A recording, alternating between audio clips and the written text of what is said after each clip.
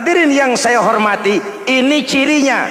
Wa idza aradallahu biqaumin syarran, apabila Allah menghendaki kejelekan, keburukan bagi satu bangsa, walla alaihim sufahauhum, yang naik jadi pemimpin orang-orang durjana, orang-orang kurang ajar, tapi dipoles dengan topeng yang bagus. Ini musim topeng. Musim apa? Topeng. Topeng itu apa perlunya? Menyembunyikan wajah asli. Sekarang ini Dracula berwajah Arjuna. Ini musim topeng. Kita rakyat harus hati-hati dan punya filter, mampu memilah dan memilih. Walla alaihim sufahauhum wa qada bainahum juhaluhum, yang memutuskan hukum, yang mengambil keputusan orang-orang bodoh. Wa ja'alal mala fi bukhalaihim, peredaran harta, peredaran ekonomi jatuh di tangan orang-orang yang bakhil, yang tidak punya konsep menciptakan kemakmuran yang merata bagi seluruh rakyat Indonesia.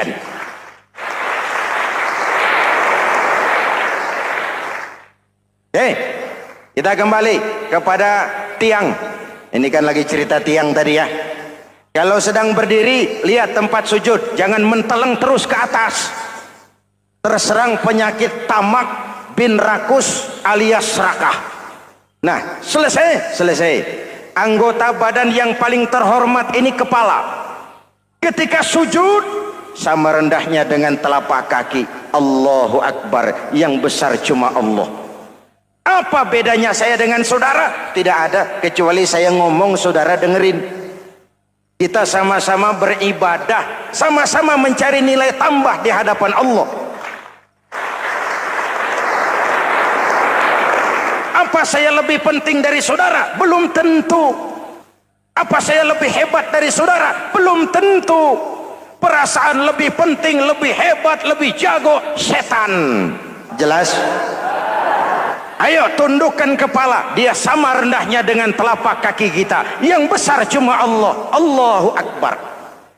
Lalu diakhiri dengan menebarkan salam. Assalamualaikum warahmatullah. Assalamualaikum warahmatullah. Menebarkan salam, mewujudkan rasa aman, damai, bukan menimbulkan keresahan.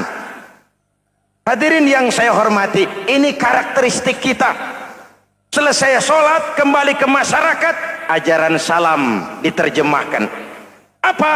Rasulullah sallallahu alaihi wasallam bersabda, "Ufsus salam, wasilul arham, wa at'imut ta'am, wa sallu bil laili wan nasu niyam, tadkhulul jannata bisalam." Pertama, ufsus salam, tebarkan salam. Tebarkan salam itu bukan cuma kalau ketemu orang assalamualaikum, assalamualaikum. Iya, itu zahirnya. Tetapi hidup di tengah masyarakat memberikan rasa aman, rasa damai, menjadi pengayom bagi lingkungan, menjadi rahmah bagi semesta. Dalam Islam jangankan manusia, binatang saja dilindungi kok. Betul? Betul?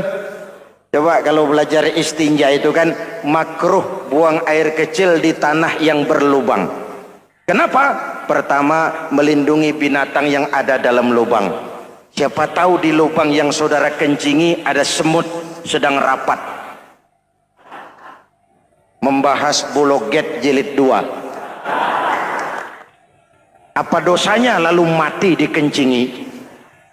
Ini namanya rahmatan lis semut. Binatang saja dilindungi. Ada hadis, kalau kamu menyembelih hewan, sembelilah dengan cara yang terbaik. Jangan menyembelih ayam dengan pisau tumpul. Ini ajaran apa? Ajaran tentang peri kebinatangan.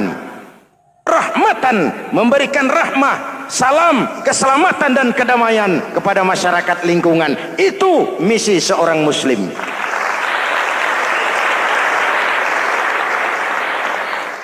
Hadirin hadirat ma'asyiral muslimin yang saya cintai, Saya kembali kepada pesan Nabi tadi itu. Pertama, ufsus salam, sebarkan salam. Sekarang ini kan yang banyak sebarkan isu, sebarkan fitnah, hancurkan nama baik orang, hantam orang di mana-mana. Padahal yang diajarkan ufsus salam, sebarkan perdamaian, bukan permusuhan. Cari kebenaran, bukan kemenangan. Lalu yang kedua, wasilul arham, sambungkan silaturahmi, tegakkan semangat kekeluargaan dan persaudaraan. Karena kita sudah diikat dengan tali akidah.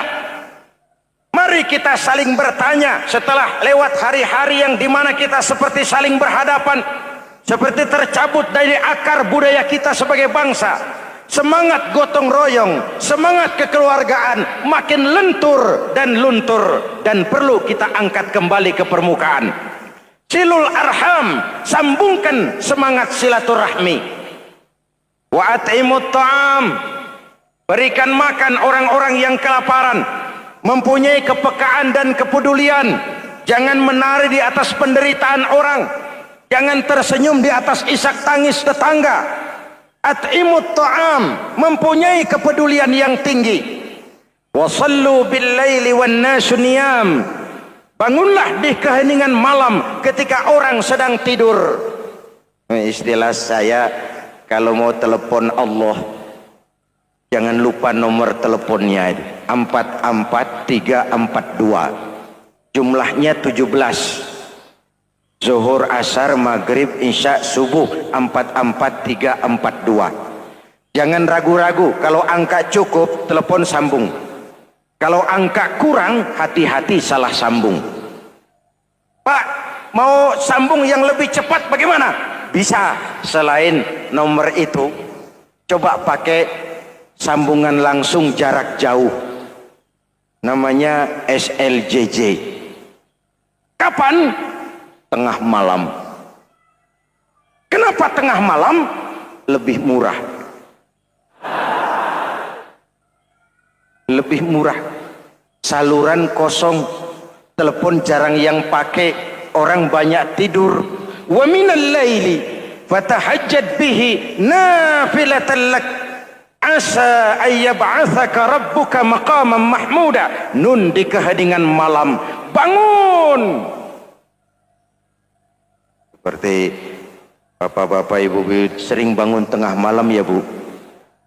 Ya. Ngapain? Kalau bangun tengah malamnya sih saya percaya, cuma urusannya apa? Kira bangun tengah malam mau tahajud, malaikat sudah mau nulis, cuma buang air kecil, tidur lagi. Hampir salah tulis saya.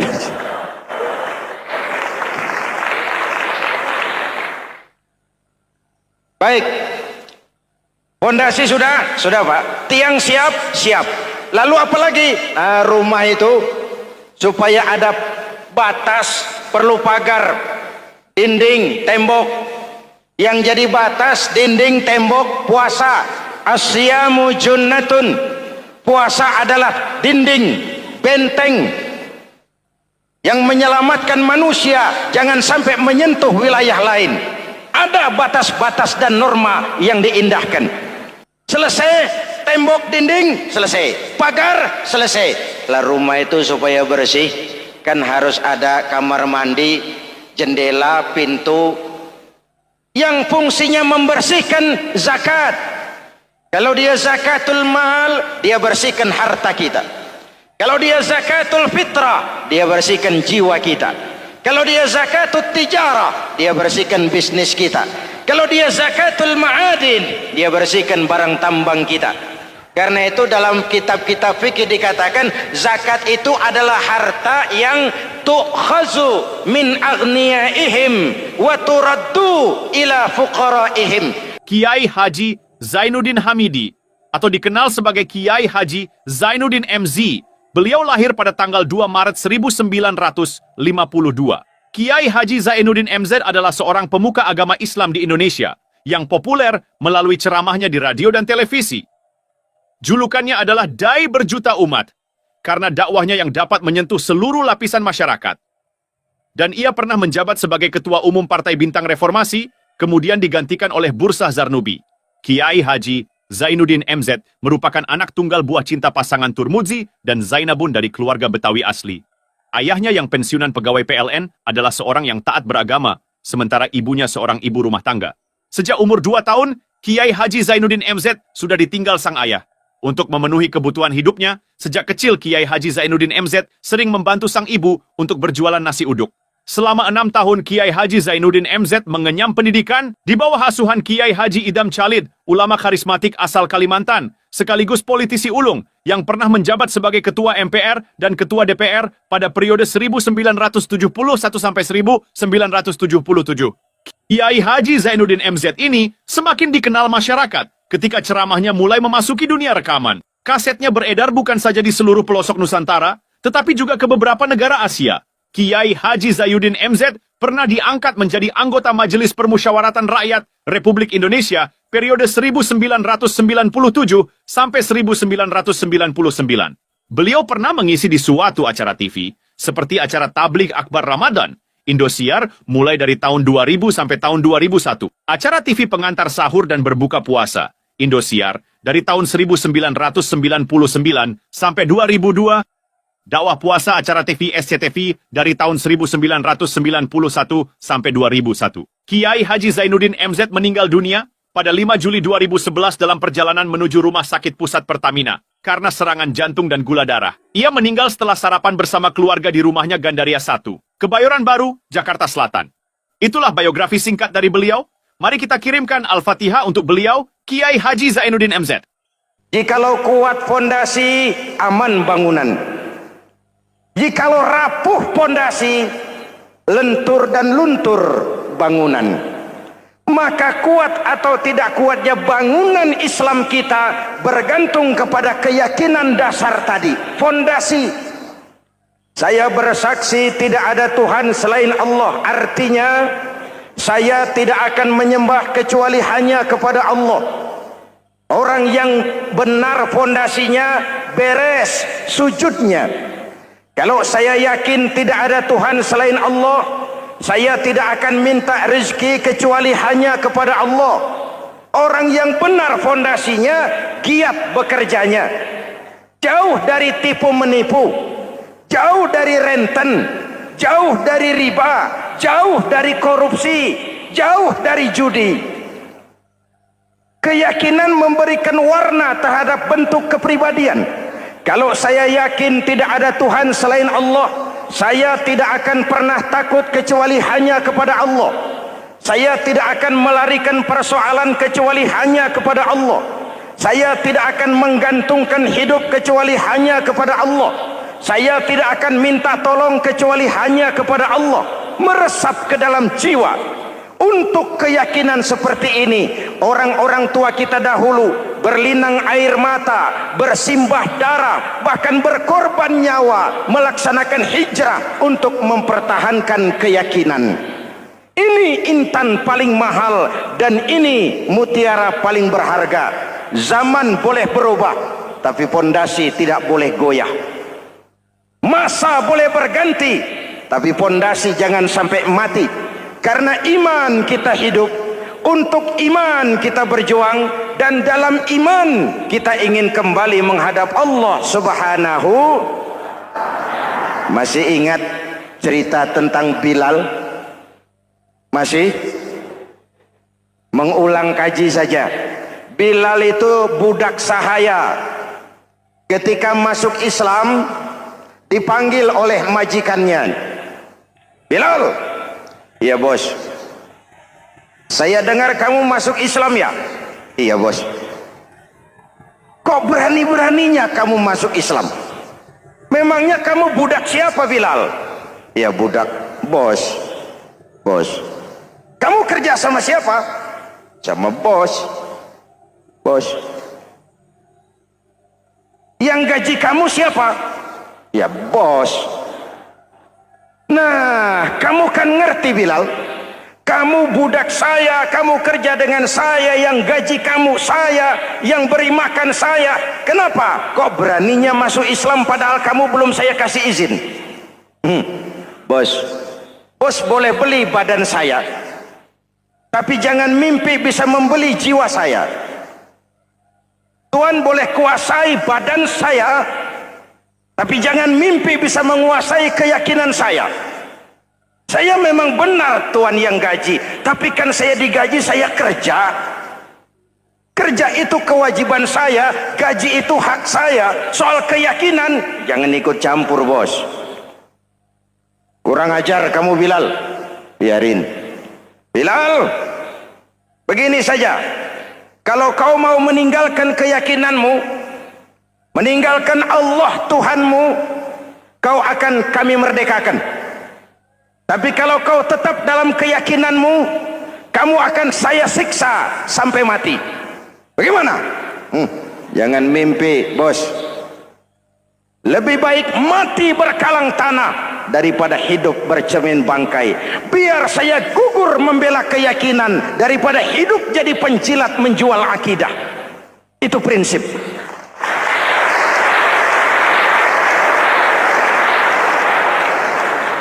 Gendeng kamu.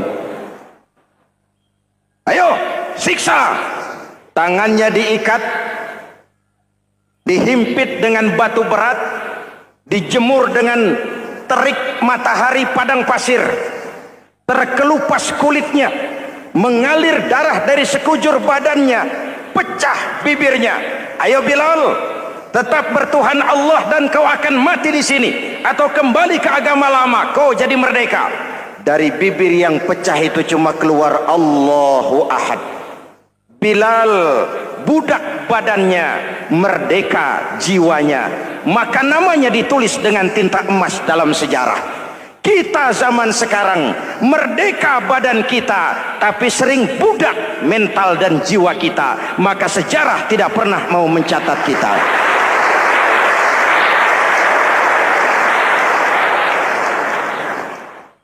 Masyarul muslimin yang saya cintai, fondasi sudah. Lalu apa lagi? Mulai memancangkan tiang. Tiangnya 5. Ada tiang namanya zuhur, asar, maghrib, subuh, isya. Tetapi agar bangunan menjadi kuat, ada tiang-tiang tambahan. Namanya rawatib dan nawafil. Rawatib itu ba'diyah atau qobliyah, nawafil itu di luar itu. Agar bangunan menjadi kuat, dibentuk pribadi lewat solat. Apa filsafatnya? Pertama, solat itu simbol penyerahan total kepada Allah. Kita ini sudah kontrak. Innallaha astara minal mu'minina anfusahum wa amwalahum bi anna lahumul jannah. Allah telah membeli dari orang-orang mukmin diri mereka, harta mereka, bagi mereka adalah surga. Penjual kita orang beriman, pembeli Allah, dagangannya amwal dan anfus, harganya adalah surga. Jelas? Penyerahan total itu dimulai dengan takbiratul ihram. Shalli fardal isya, Allahu akbar. Arahkan mata ke tempat kita sujud. Jangan lupa kalau sudah di atas, lupa dengan yang di bawah. Sudah jadi genteng, petatang peteteng di atas. Lalu bilang, merasa capek sendiri, kata genteng kepada tiang. Tiang, kamu sih enak, kata genteng. Saya setengah mati di atas. Kehujanan, kepanasan, kadang-kadang anak-anak nakal saya disambitin. Kata tiang, saudara genteng, ngomong jangan sembarangan ya. Kamu kira kamu bisa nongkrong dan nangkring di atas, itu gara-gara siapa genteng? Kan saya yang sokong dari bawah. Kamu jadi pejabat tinggi, jadi anggota ini, anggota itu. Kami rakyat yang angkat, jangan sudah di atas kami ditekan. Jangan agama dijadikan topeng untuk kepentingan pribadi. Berpolitik untuk kepentingan agama, ayo. Tapi menjual agama untuk kepentingan politik, itu yang merusak agama.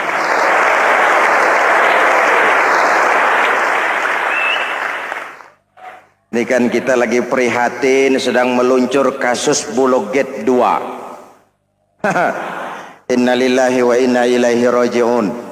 Kita lihat sajalah para petinggi kita sekarang bagaimana menyikapi hukum. Sebab saya dengar ada bargaining, orang takut teriak maling sapi karena DE maling wedus.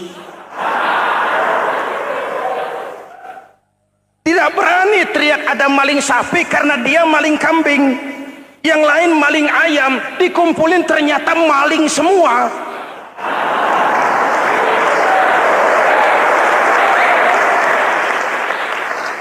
Hadirin yang saya hormati, ini melukai rasa keadilan. Oleh karena itu sholat mengajarkan kepada kita, dalam posisi berdiri, lihat tempat sujudmu. Jangan menteleng terus ke atas, lalu lupa dari mana kita berangkat. Itulah maknanya tawadhu, rendah hati, tidak melonjak angku dan sombong. Ada sebuah hadis Rasulullah bersabda, "Idza aradallahu biqaumin khairan." Apabila Allah menginginkan kebaikan kepada satu bangsa, apabila Allah menginginkan kebaikan kepada satu kelompok rakyat, walla alaihim hulama'uhum, maka yang naik jadi pemimpin adalah orang-orang yang santun, orang-orang yang lemah lembut, bukan orang yang menggunakan kekerasan dan tiran, sedikit-sedikit main pecat. Itu terlambat lahir. Mestinya lahir di zaman Hitler, mestinya lahir di zaman Benito Mussolini, atau kalau mau lebih klasik lagi di zaman Fir'aun. Kalau Allah menginginkan kebaikan kepada satu masyarakat, satu bangsa, satu negara, naiklah orang-orang yang santun, yang ngayomi, yang menjadi solusi dan jalan keluar untuk kepentingan rakyatnya, mampu memberikan keteladanan. Saya tertarik dengan pidato Presiden Cina pada saat dilantik. Cina, Presiden Cina pasti tidak tahu Pancasila, pasti tidak kenal Islam, tapi pidato pelantikannya, berikan saya 100 peti mati, yang 99 akan saya pakai buat koruptor, yang satu akan saya pakai sendiri kalau kamu lihat saya tidak benar. Luar biasa. Yang diperlukan sekarang ini keteladanan, hulama'uhum, sikap ngayomi, mencari jalan keluar, bukan memamerkan kekuasaan, memamerkan kekuatan, arogansi, menghormati perbedaan. Itu ciri demokrasi. Lalu waqada bainahum ulama'uhum, yang memutuskan hukum adalah pakarnya, ulamanya, mengambil keputusan secara profesional sehingga rakyat beroleh apa yang namanya kepastian hukum, merasa hidup terlindungi, aman dan nyaman. Lalu yang ketiga,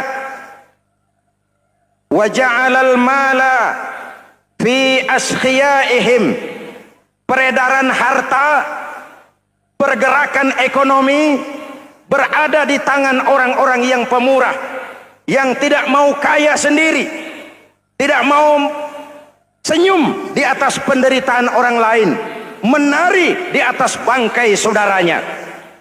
Hadirin yang saya hormati, ini cirinya.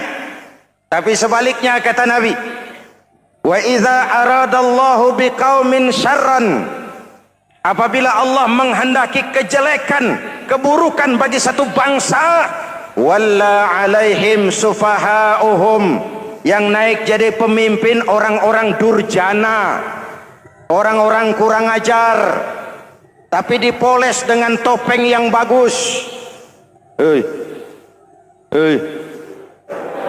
Ini musim topeng.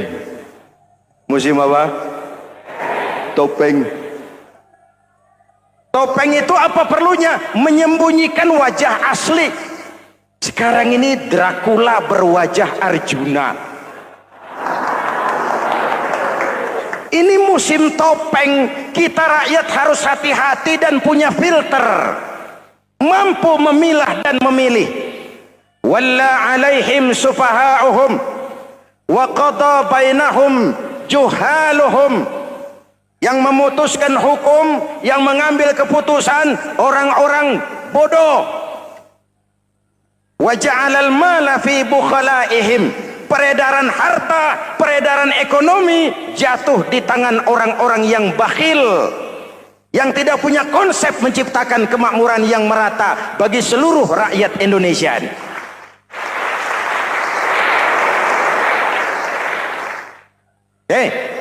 Kita kembali kepada tiang. Ini kan lagi cerita tiang tadi ya. Kalau sedang berdiri, lihat tempat sujud, jangan menteleng terus ke atas. Terserang penyakit tamak bin rakus alias serakah. Nah, selesai. Anggota badan yang paling terhormat ini kepala. Ketika sujud, sama rendahnya dengan telapak kaki. Allahu Akbar, yang besar cuma Allah. Apa bedanya saya dengan saudara? Tidak ada, kecuali saya ngomong saudara dengerin. Kita sama-sama beribadah, sama-sama mencari nilai tambah di hadapan Allah. Apa saya lebih penting dari saudara? Belum tentu. Apa saya lebih hebat dari saudara? Belum tentu. Perasaan lebih penting, lebih hebat, lebih jago setan. Jelas? Ayo tundukkan kepala. Dia sama rendahnya dengan telapak kaki kita. Yang besar cuma Allah. Allahu Akbar. Lalu diakhiri dengan menebarkan salam. Assalamualaikum warahmatullah. Assalamualaikum warahmatullah. Menebarkan salam, mewujudkan rasa aman, damai, bukan menimbulkan keresahan. Hadirin yang saya hormati, ini karakteristik kita. Selesai sholat, kembali ke masyarakat, ajaran salam diterjemahkan. Apa? Rasulullah Sallallahu Alaihi Wasallam bersabda, "Ufsus salam, wasilul arham, wa at'imut ta'am, wa sallu bil laili wan nasu niyam, tadkhulul jannata bisalam." Pertama, ufsus salam, tebarkan salam. Tebarkan salam itu bukan cuma kalau ketemu orang assalamualaikum, assalamualaikum. Iya, itu zahirnya. Tetapi hidup di tengah masyarakat memberikan rasa aman, rasa damai, menjadi pengayom bagi lingkungan, menjadi rahmah bagi semesta. Dalam Islam jangankan manusia, binatang saja dilindungi kok. Betul? Betul? Coba kalau belajar istinja itu kan makruh buang air kecil di tanah yang berlubang. Kenapa? Pertama, melindungi binatang yang ada dalam lubang. Siapa tahu di lubang yang saudara kencingi ada semut sedang rapat. Membahas Bologet jilid 2. Apa dosanya lalu mati dikencingi? Ini namanya rahmatan lis semut. Binatang saja dilindungi. Ada hadis, kalau kamu menyembelih hewan, sembelilah dengan cara yang terbaik. Jangan menyembelih ayam dengan pisau tumpul. Ini ajaran apa? Ajaran tentang peri kebinatangan. Rahmatan, memberikan rahmah, salam, keselamatan dan kedamaian kepada masyarakat lingkungan. Itu misi seorang muslim.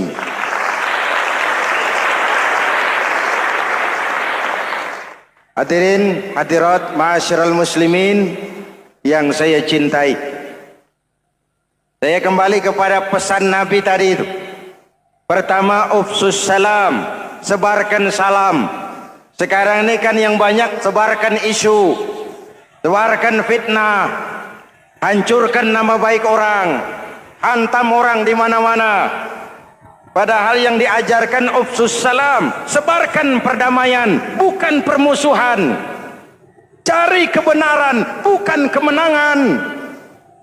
Lalu yang kedua, wasilul arham, sambungkan silaturahmi, tegakkan semangat kekeluargaan dan persaudaraan. Karena kita sudah diikat dengan tali akidah. Mari kita saling bertanya setelah lewat hari-hari yang dimana kita seperti saling berhadapan, seperti tercabut dari akar budaya kita sebagai bangsa. Semangat gotong royong, semangat kekeluargaan makin lentur dan luntur, dan perlu kita angkat kembali ke permukaan. Silul arham, sambungkan semangat silaturahmi. Wa at'imut ta'am, berikan makan orang-orang yang kelaparan, mempunyai kepekaan dan kepedulian. Jangan menari di atas penderitaan orang, jangan tersenyum di atas isak tangis tetangga. At'imut ta'am, mempunyai kepedulian yang tinggi. Wa sallu bil laili wan nasu niyam, bangunlah di keheningan malam ketika orang sedang tidur. Istilah saya, kalau mau telepon Allah, jangan lupa nomor teleponnya, 44342. Jumlahnya 17. Zuhur, asar, maghrib, isya, subuh, 44342. Jangan ragu-ragu, kalau angka cukup, telepon sambung. Kalau angka kurang, hati-hati salah sambung. Pak, mau sambung yang lebih cepat bagaimana? Bisa, selain nomor itu, coba pakai sambungan langsung jarak jauh. Namanya SLJJ. Kapan? Tengah malam. Kenapa tengah malam? Lebih murah. Lebih murah. Saluran kosong, telepon jarang yang pakai, orang banyak tidur. Wa minal laili fatahajjad bihi nafilatan lak asa ayyab'atsaka rabbuka maqaman mahmuda. Nun di keheningan malam, bangun. Seperti bapak-bapak, ibu-ibu sering bangun tengah malam ya Bu? Ya. Ngapain? Kalau bangun tengah malamnya sih saya percaya, cuma urusannya apa? Kira bangun tengah malam mau tahajud, malaikat sudah mau nulis, cuma buang air kecil, tidur lagi. Hampir salah tulis saya.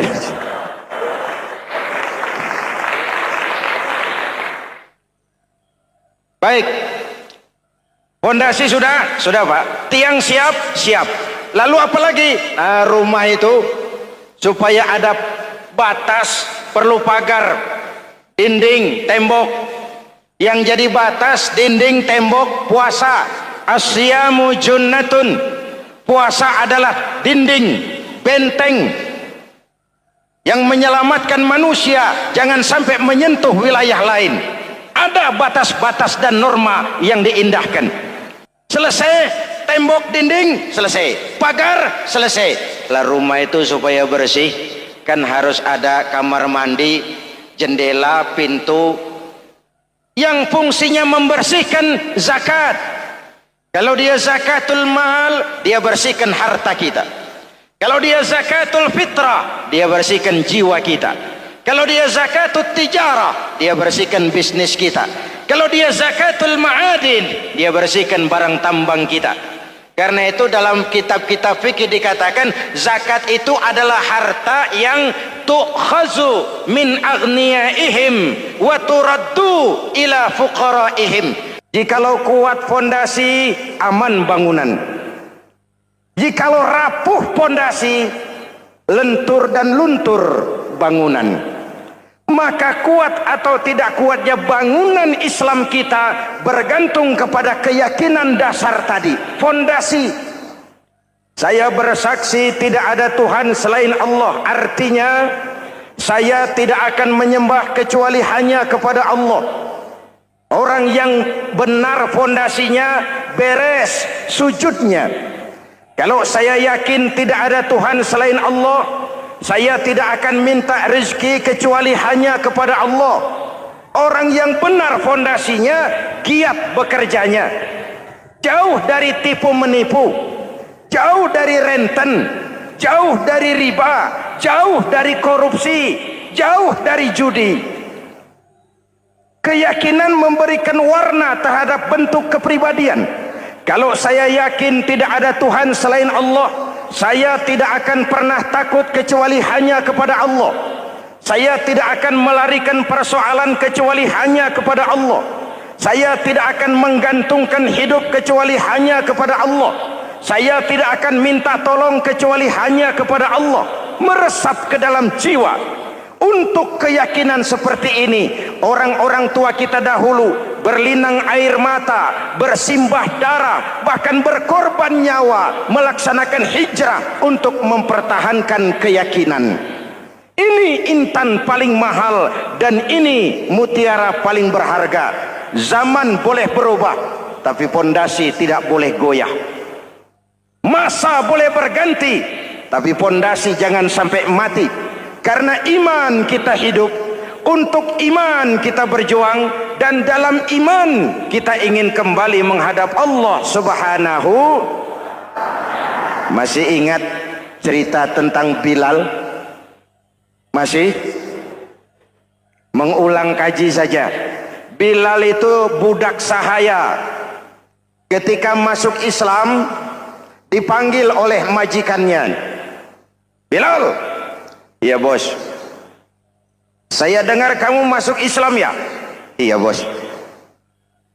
Kok berani-beraninya kamu masuk Islam? Memangnya kamu budak siapa Bilal? Iya budak bos. Bos. Kamu kerja sama siapa? Sama bos. Bos. Yang gaji kamu siapa? Ya bos. Nah, kamu kan ngerti Bilal, kamu budak saya, kamu kerja dengan saya, yang gaji kamu saya, yang beri makan saya. Kenapa? Kok beraninya masuk Islam padahal kamu belum saya kasih izin?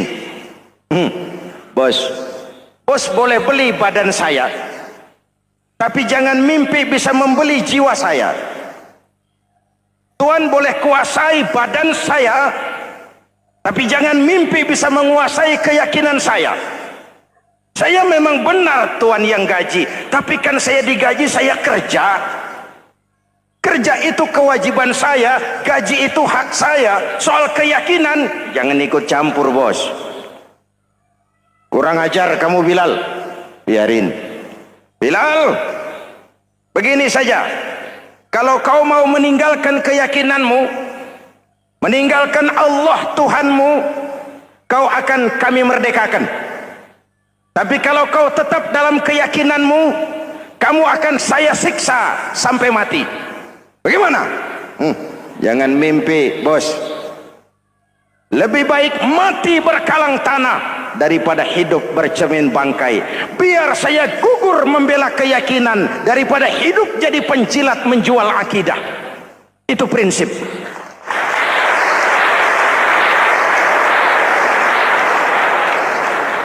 Gendeng kamu.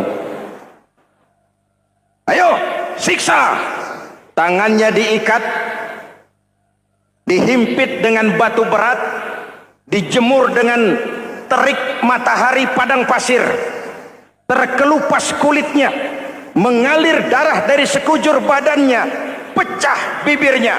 Ayo Bilal, tetap bertuhan Allah dan kau akan mati di sini, atau kembali ke agama lama, kau jadi merdeka. Dari bibir yang pecah itu cuma keluar Allahu Ahad.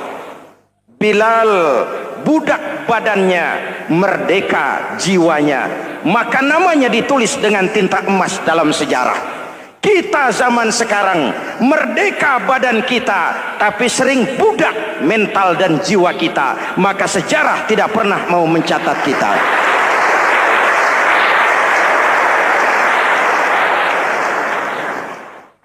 Masyarul muslimin yang saya cintai, fondasi sudah. Lalu apa lagi? Mulai memancangkan tiang. Tiangnya 5. Ada tiang namanya zuhur, asar, maghrib, subuh, isya. Tetapi agar bangunan menjadi kuat, ada tiang-tiang tambahan. Namanya rawatib dan nawafil. Rawatib itu ba'diyah atau qobliyah, nawafil itu di luar itu. Agar bangunan menjadi kuat dibentuk pribadi lewat sholat. Apa filsafatnya? Pertama, sholat itu simbol penyerahan total kepada Allah. Kita ini sudah kontrak. Innallaha astara minal mu'minina anfusahum wa amwalahum bi anna lahumul jannah. Allah telah membeli dari orang-orang mukmin diri mereka, harta mereka, bagi mereka adalah surga. Penjual kita orang beriman, pembeli Allah, dagangannya amwal dan anfus, harganya adalah surga. Jelas? Penyerahan total itu dimulai dengan takbiratul ihram. Shalli fardal isya, Allahu akbar. Arahkan mata ke tempat kita sujud. Jangan lupa kalau sudah di atas, lupa dengan yang di bawah. Sudah jadi genteng, petatang peteteng di atas. Lalu bilang, merasa capek sendiri, kata genteng kepada tiang. Tiang, kamu sih enak, kata genteng. Saya setengah mati di atas. Kehujanan, kepanasan, kadang-kadang anak-anak nakal saya disambitin. Kata tiang, saudara genteng, ngomong jangan sembarangan ya. Kamu kira kamu bisa nongkrong dan nangkring di atas, itu gara-gara siapa genteng? Kan saya yang sokong dari bawah. Kamu jadi pejabat tinggi, jadi anggota ini, anggota itu. Kami rakyat yang angkat. Jangan sudah di atas kami ditekan. Jangan agama dijadikan topeng untuk kepentingan pribadi. Berpolitik untuk kepentingan agama, ayo. Tapi menjual agama untuk kepentingan politik, itu yang merusak agama.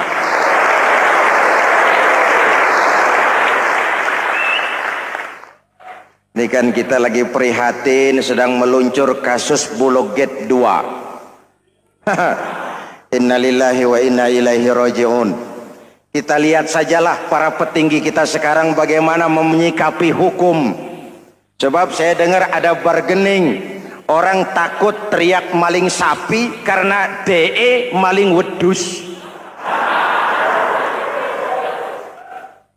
Tidak berani teriak ada maling sapi karena dia maling kambing. Yang lain maling ayam, dikumpulin ternyata maling semua.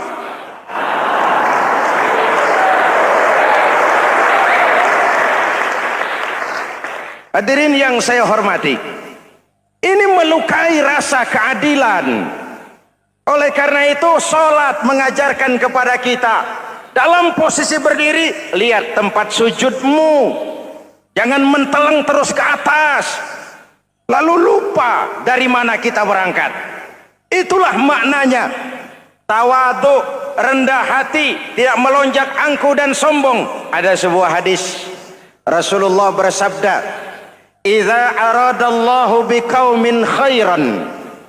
Apabila Allah menginginkan kebaikan kepada satu bangsa, apabila Allah menginginkan kebaikan kepada satu kelompok rakyat, walla alaihim khulama'uhum, maka yang naik jadi pemimpin adalah orang-orang yang santun, orang-orang yang lemah lembut, bukan orang yang menggunakan kekerasan dan tiran.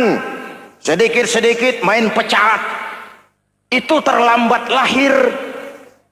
Mestinya lahir di zaman Hitler, mestinya lahir di zaman Benito Mussolini, atau kalau mau lebih klasik lagi di zaman Fir'aun. Kalau Allah menginginkan kebaikan kepada satu masyarakat, satu bangsa, satu negara, naiklah orang-orang yang santun, yang ngayomi, yang menjadi solusi dan jalan keluar untuk kepentingan rakyatnya, mampu memberikan keteladanan. Saya tertarik dengan pidato Presiden Cina pada saat dilantik. Cina, Presiden Cina pasti tidak tahu Pancasila,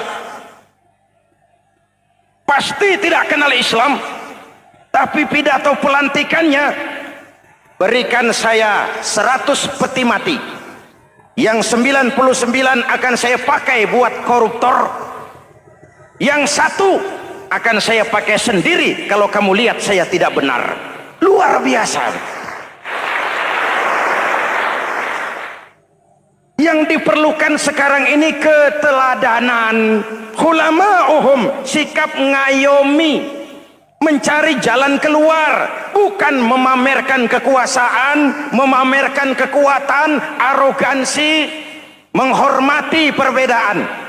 Itu ciri demokrasi. Lalu waqada bainahum ulama'uhum, yang memutuskan hukum adalah pakarnya, ulamanya, mengambil keputusan secara profesional sehingga rakyat beroleh apa yang namanya kepastian hukum, merasa hidup terlindungi, aman dan nyaman. Lalu yang ketiga, wa ja'alal mala fi askhiyaihim, peredaran harta, pergerakan ekonomi berada di tangan orang-orang yang pemurah, yang tidak mau kaya sendiri, tidak mau senyum di atas penderitaan orang lain, menari di atas bangkai saudaranya. Hadirin yang saya hormati, ini cirinya. Tapi sebaliknya kata Nabi, wa idza aradallahu biqaumin syarran, apabila Allah menghendaki kejelekan, keburukan bagi satu bangsa, walla alaihim sufaha'uhum, yang naik jadi pemimpin orang-orang durjana, orang-orang kurang ajar, tapi dipoles dengan topeng yang bagus.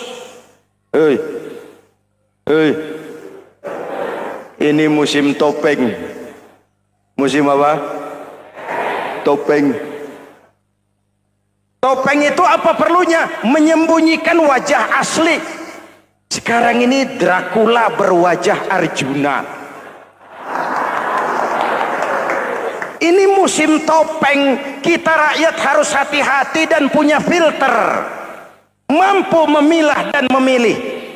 Walla alaihim sufaha'uhum wa qada bainahum juhaluhum, yang memutuskan hukum, yang mengambil keputusan orang-orang bodoh. Wa ja'alal mala fi bukhalaihim, peredaran harta, peredaran ekonomi jatuh di tangan orang-orang yang bakhil, yang tidak punya konsep menciptakan kemakmuran yang merata bagi seluruh rakyat Indonesia.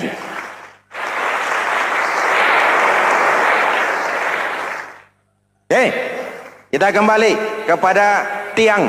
Ini kan lagi cerita tiang tadi ya. Kalau sedang berdiri, lihat tempat sujud, jangan menteleng terus ke atas.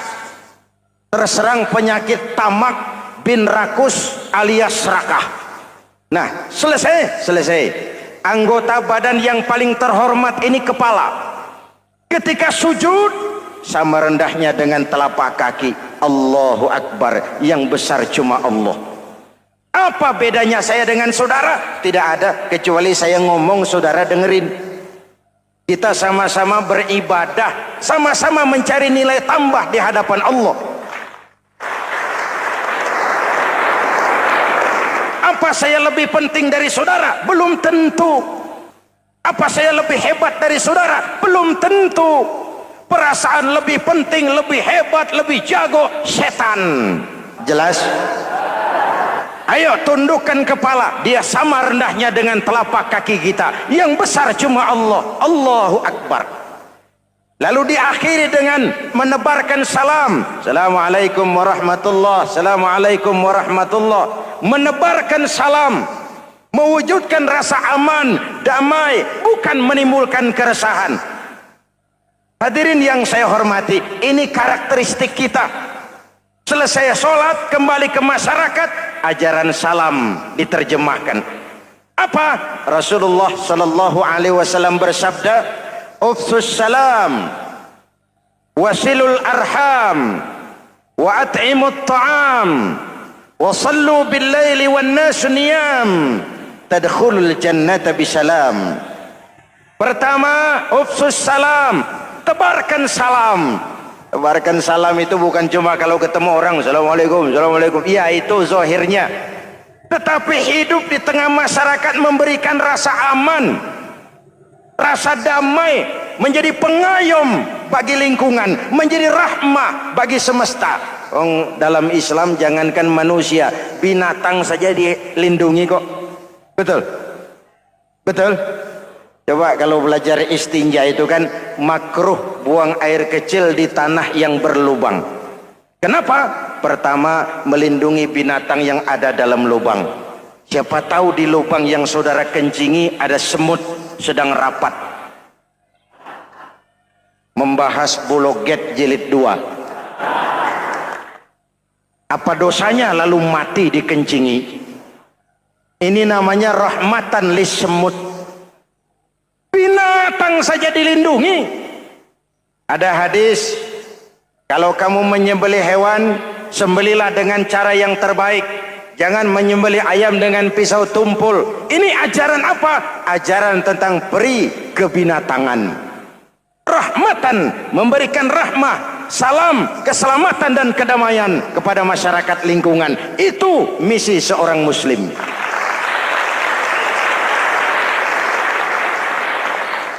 Hadirin, hadirat, ma'asyiral muslimin yang saya cintai. Pertama, lima liha. Karena dia orang kaya. Cari yang kaya. Yang kedua, lihasabiha. Karena dia keturunan orang baik-baik. Cari keturunan orang baik-baik. Yang ketiga, lijamaliha. Karena dia cantik. Cari yang cantik. Dan yang keempat, lidiniha. Karena dia orang taat beragama. Cari orang yang taat beragama. Kalau berkumpul keempat-empatnya, rasanya surga dunia sudah. Coba lihat. Suami mana sih yang tidak bangga punya istri cantik, kaya, keturunan orang baik-baik, lalu taat beragama? Atau istri mana sih yang tidak bangga punya suami ganteng, kaya, keturunan orang baik-baik, dan taat pula beragama? Tapi kan terus terang, yang kumpul keempat-empatnya kan boleh dibilang jenis makhluk langka ini. Sulit. Kadang-kadang cantik, kaya, akhlaknya kayak setan. Ada saja kurangnya. Oleh karena ada saja kurangnya, lalu Nabi memberikan stressing, penekanan. Fazfar bizatid din taribat iyadak. Pilih orang yang taat melaksanakan agama, niscaya hidupmu akan berkah. Jadi motivasi suatu pernikahan hendaknya agama. Apa rahasianya? Mari kita lihat. Kalau orang memilih pasangan karena rupa yang cantik semata-mata, silakan, tapi jangan jadi motivasi utama. Kalau rupa yang cantik jadi alasan utama, saya yakin rumah tangga tidak akan tahan lama. Sebab apa? Pertama, yang namanya cantik itu relatif. Artinya bergantung siapa yang memandang.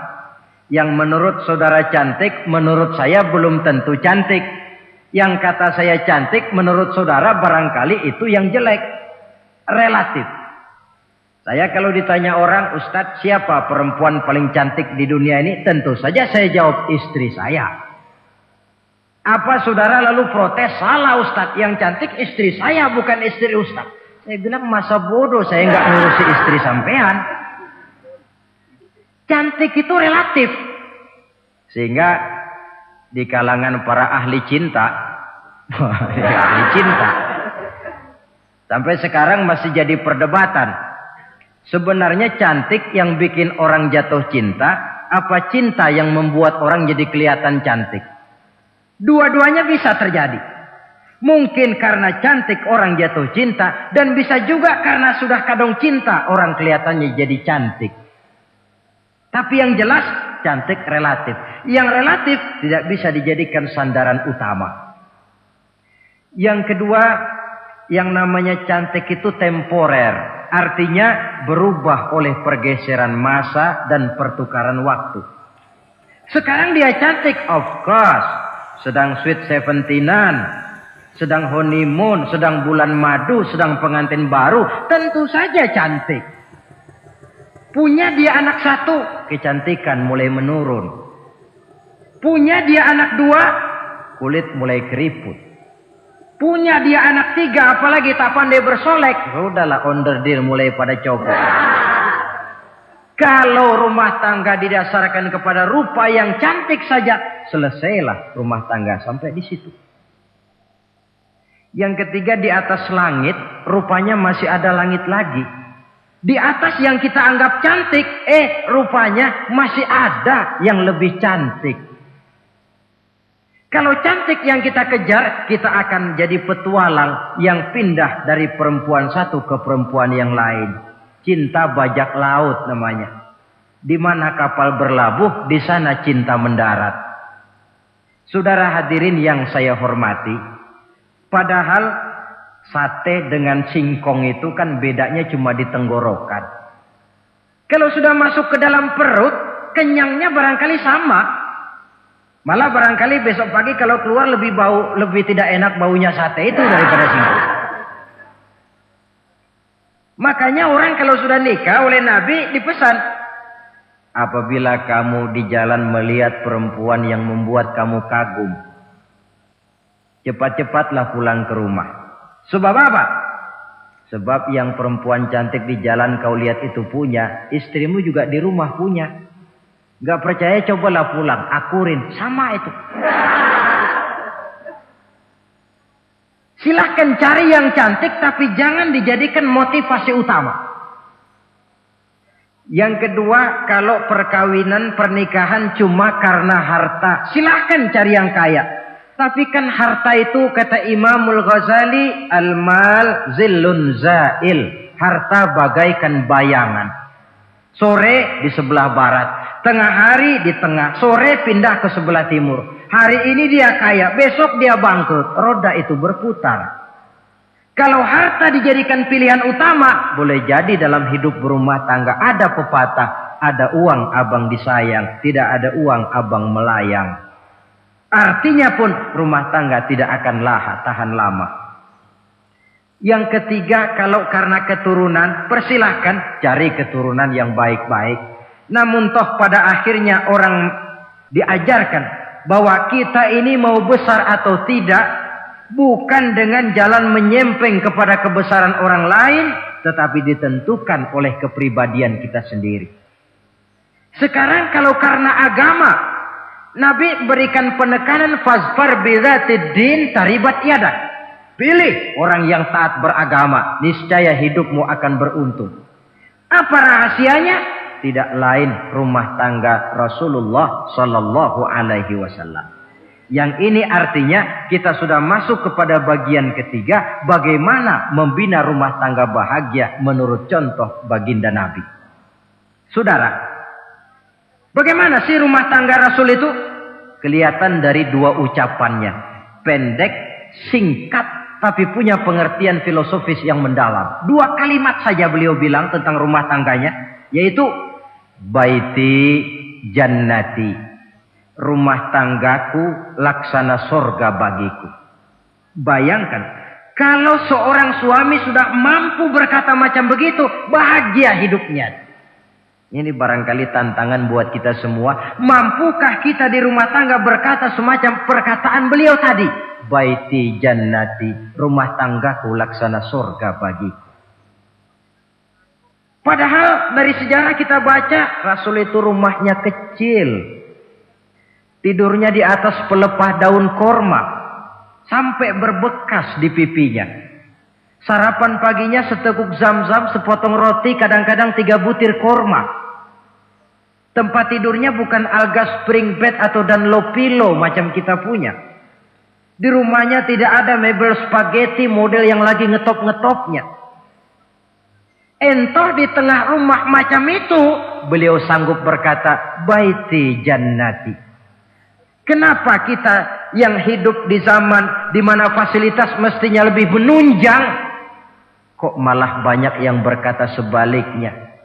Baiti nari, rumah tanggaku laksana neraka bagiku. Padahal dilihat dari segi materi, rumahnya bertingkat, mobilnya serba berkilat, uangnya banyak berlipat-lipat, istri pun cantik memikat, kadangkala boleh jadi jumlahnya 4. Tapi tiap hari kiamat. Kenapa ini? Marilah kita lihat. Ternyata rumah tangga Rasul itu motivasinya tidak lain agama. Agama menuntun suami dan istri masing-masing untuk tahu kewajiban dan tahu haknya.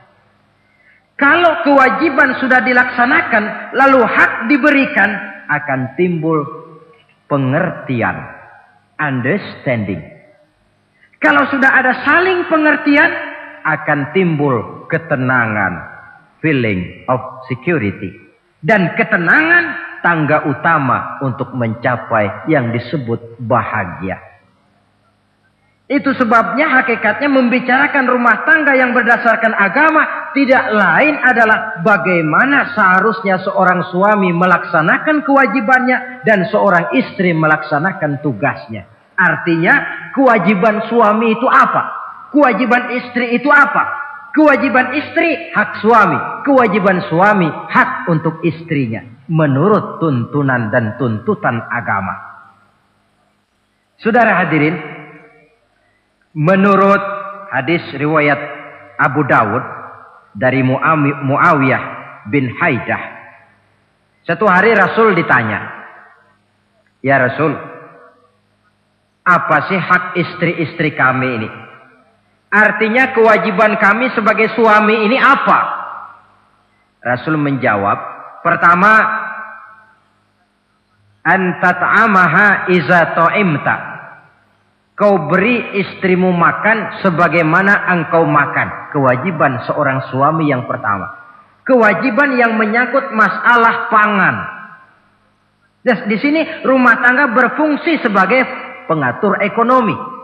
Seorang suami yang adil, makanan yang dia makan sama dengan makanan yang dimakan oleh istrinya. Adalah zalim seorang suami. Kalau punya duit dia mampir di restoran, dia makan yang enak-enak, opor ayam, rendang telur, gulai, kare dan sebagainya. Istrinya di rumah cuma toge sama kangkung tiap hari. Istri berhak nuntut karena itu hak dia. Nah, saudara hadirin, tetapi seorang istri pun kalau sudah diberikan nafkah oleh suaminya untuk mengatur makanan, dia harus pandai mengaturnya dengan sebaik-baiknya. Menu yang teratur, gizi yang lengkap, dan saya kira yang namanya 4 sehat 5 sempurna itu kan tidak berarti bahwa hidup ini harus serba mewah, tidak. Yang penting ada variasi sehingga tidak merangsang suami untuk makan di luar. Jangan misalnya tahu suaminya senang jengkol lalu tiap hari saja jengkol. Itu kan bisa kejengkolan suami. Dengan demikian, masalah yang kelihatannya sepele tetapi yang sebenarnya bisa menjaga keharmonisan atau malah keretakan rumah tangga harus kita perhatikan dengan sebaik-baiknya. Suami memberikan nafkah. Dari jumlah itu 60% lari ke kredit, 40% lari ke dapur. Tentu pada akhirnya sang suami akan merasa curiga. Padahal barangkali istrinya pun berniat baik, cuma hanya tidak ada keterbukaan di dalam mengurus masalah-masalah yang berhubungan dengan dapur. Inilah kewajiban yang pertama dari seorang suami, kewajiban yang menyangkut masalah pangan. Lalu yang kedua, wa taksuwaha izaktasaita. Engkau beri istrimu pakaian sebagaimana engkau berpakaian. Suami yang adil, pakaian yang dia pakai sama harganya dengan yang dibelikan untuk istrinya. Kecuali tentu kalau istrinya ridho. Zalim seorang suami, jikalau untuk dia misalnya dia beli pakaian yang mahal-mahal, Jasnya dia pakai Switzerland wool, sarungnya Samarinda. Kalau dia pakai sepatu, belilah sepatunya. Sementara istrinya cuma pakai kain belacu saja. Kenapa mesti begitu? Sebab, saudara hadirin, istri kita sebenarnya adalah bagian daripada hidup kita. Baik dia dilihat orang, baik juga kita disebut orang. Jelek dia dipandang orang, tentu jelek juga nama kita disebut orang. Apalagi hidup bermasyarakat, kadang-kadang mulut usil itu kan sudah banyak macam ragamnya. Nah, itu siapa sih perempuan yang jalan? Kenapa? Itu pakaian yang tidak dipakai sih tidak mahal, cuma pakaiannya serasi, pantas, enak dilihat. Oh, terang saja dia kan istrinya si Miun. Nah, Miun yang sedang tidur barangkali tidak tahu apa-apa mendapat sebutan baik. Cobalah kalau istri kita semaunya saja, orang akan bilang, ah itu perempuan, kenapa? Saya gerah ngelihatnya. Mau ke pasar cuma pakai kutang saja. Tentu suami pun akan mendapat sebutan yang tidak baik. Cuma sang istri kalau sudah dibelikan pakaian oleh suami, termasuk alat-alat kecantikan di dalamnya, pakaian itu tentu dipakai, niat pertama adalah untuk menyenangkan hati suami. Seorang istri yang memakai bedak untuk menyenangkan suami, misalnya tiap polesan bedak ada pahalanya. Dia pakai lipstik untuk menyenangkan hati suaminya, tiap goresan lipstik ada pahalanya, bernilai ibadah. Ini kewajiban yang kedua. Yang ketiga, wala tadribil wajha. Kalau marah, jangan memukul muka. Maksudnya apa ini? Kewajiban memberikan perlindungan. Sehingga si istri merasa ada tempat dia mengadu. Ada tempat dia melarikan persoalan. Ada tempat dia bergantung. Kalau marah jangan memukul muka. Dan memukul itu pun upaya terakhir. Kalau tidak bisa dengan kata yang lemah lembut, agak sedikit keras katanya. Kalau dengan kata yang keras tidak juga bisa pisah tempat tidur. Kalau memang tidak bisa juga dengan pukulan yang tujuannya bukan untuk menyakiti, tetapi untuk mendidik. Allah tadribal wajha. Kalau marah jangan memukul muka. Dan memukul pun bukan jalan pertama, tapi upaya terakhir dengan tujuan bukan untuk menyakiti, tapi untuk mendidik sang istri. Kewajiban untuk memberikan perlindungan. Yang keempat, wala tuqabbih. Jangan memburuk-burukan istrinya. Kewajiban menjaga nama baik. Sebab apa? Dalam satu bahasa yang indah, Al-Quran menjelaskan bahwa suami istri itu laksana pakaian. Hunna libasul lakum wa antum libasul lahunna. Istri pakaian untuk suami, suami pakaian untuk istri. Lihatlah alangkah indah gaya bahasa Al-Quran ini. Diibaratkannya suami istri seperti pakaian. Apa fungsi pakaian? Pertama, pakaian itu kan jadi kebanggaan. Saya bangga memakai baju seperti ini. Saudara bangga memakai baju yang saudara pakai. Artinya seorang suami harus berusaha menjadi suami kebanggaan istri. Dan seorang istri pun harus berusaha menjadi istri yang dibanggakan oleh suaminya. Jangan yang malah kemudian disesali. Itu kan kalau sudah marah orang kadang-kadang ucapannya nggak terkontrol. Istri marah sama suami, bang, nyesel gue punya laki kayak gitu. Sudah hilang lagi kebanggaan.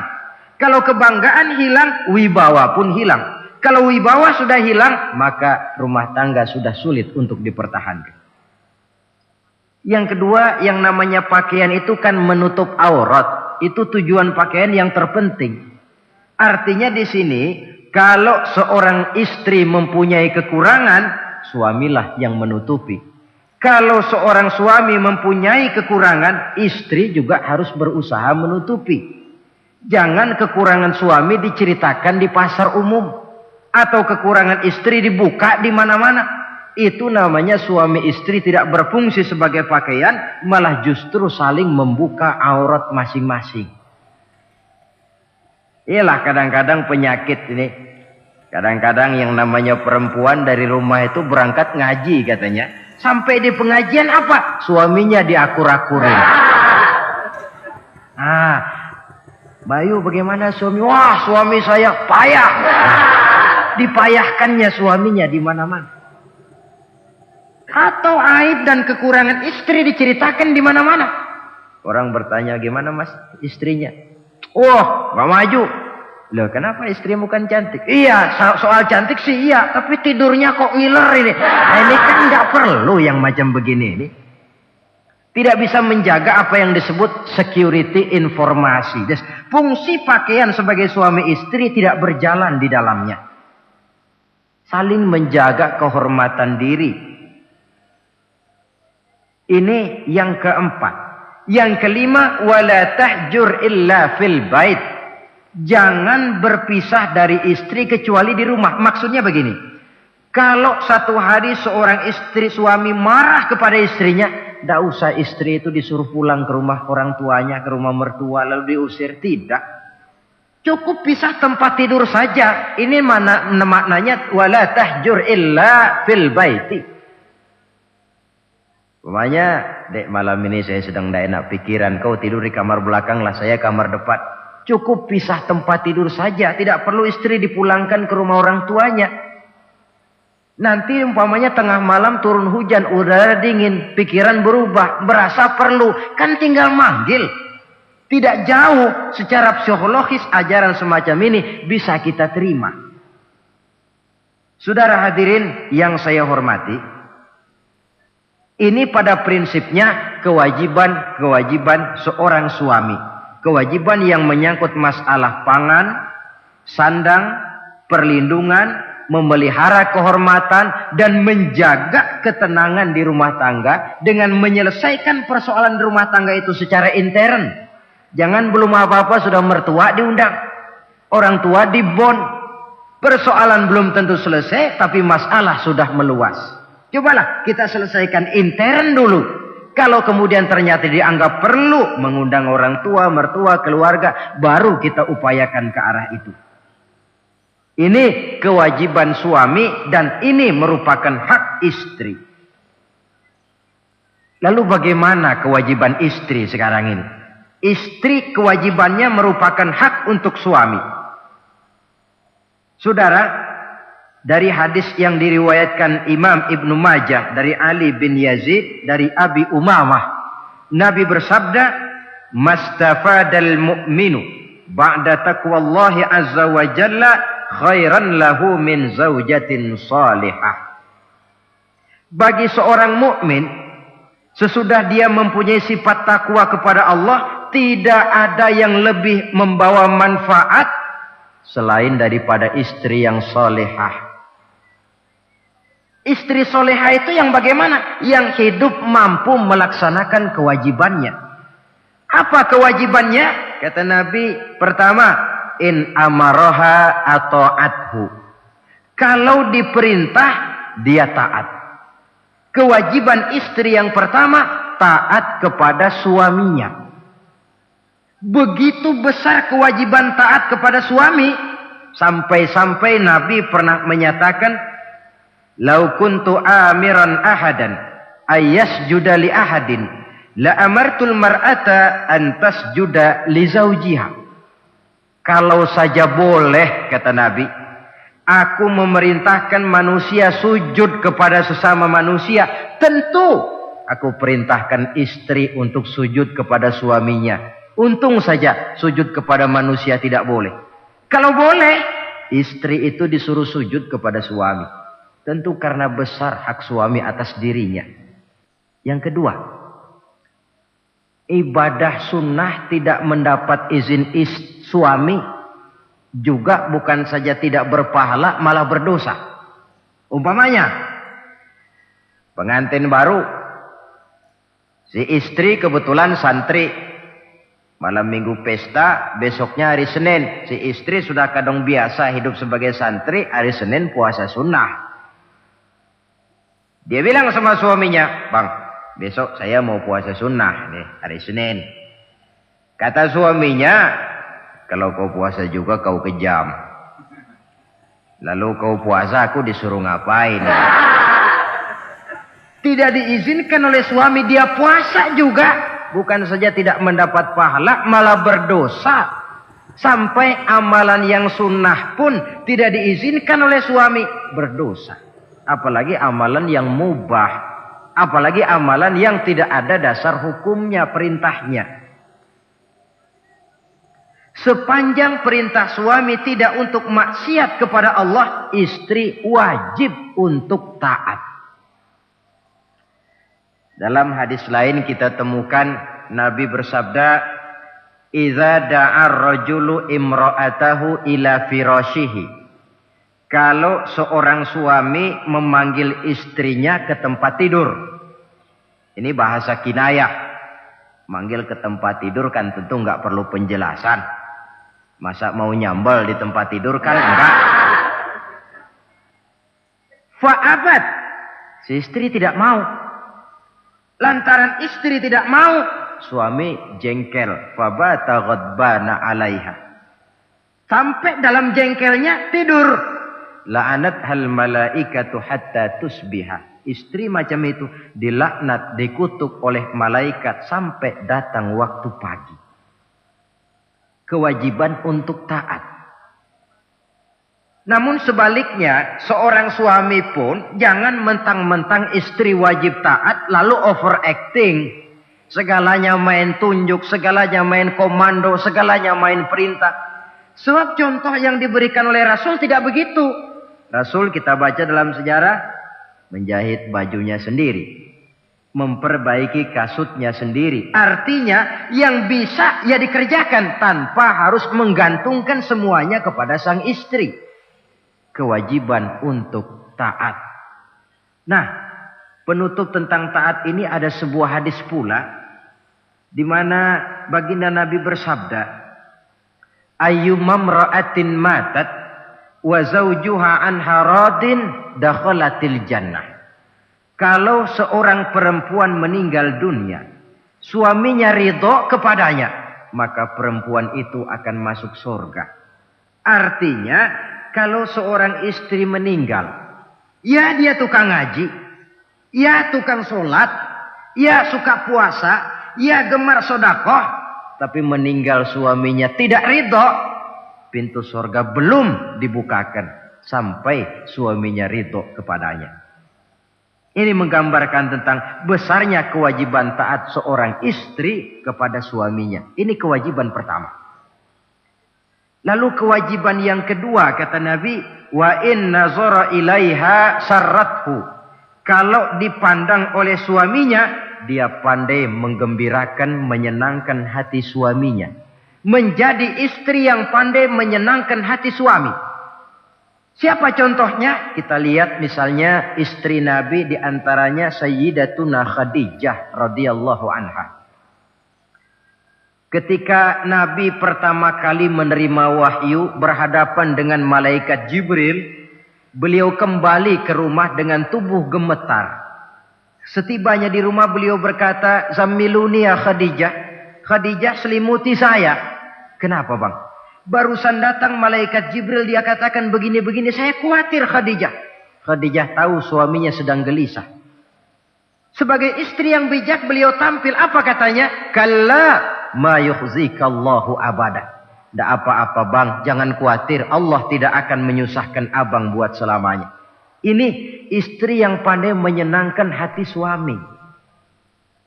Suami pulang dagang dari pasar, rugi. Istri tampil. Itulah bang romantikanya dagang. Masa selamanya saja untung sekali-sekali lah rugi. Si suami kan tidak terlalu pusing kepalanya.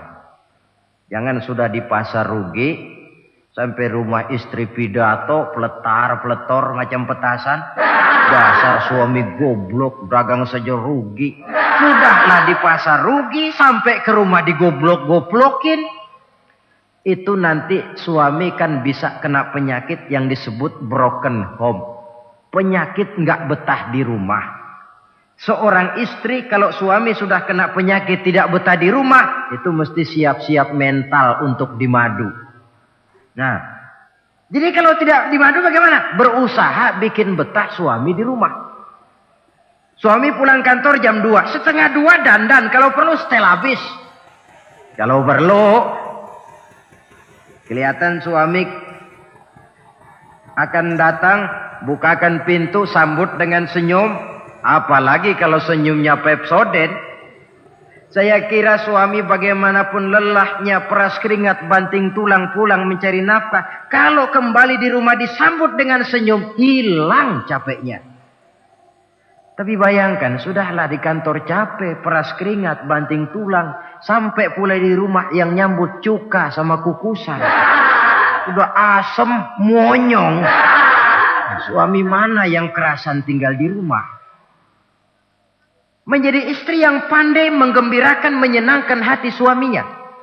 Bahkan diizinkan bohong untuk menyenangkan hati suami. Umpamanya, suami kebetulan habis obyeknya gol. Karena ingin menyenangkan istri, mampir di pasar beli kain batik. Si suami tidak tahu bagaimana kain batik yang bagus, beli saja sembarangan. Sudah kainnya kasar, warnanya norak, harganya yang mestinya murah jadi mahal. Dibawa pakaian itu pula. Istri lihat dan tahu kalau ini batik jelek, norak, kasar, harganya pun murah. Tapi dia ingin menyenangkan hati suaminya. Suaminya tanya, bagaimana dek kain batik ini? Waduh bang, bagus betul kain ini. Pinter benar abang milih warna ini. Emang yang kayak begini ini bang. Coba lihat tetangga kita mana ada yang pakai kain kayak begini.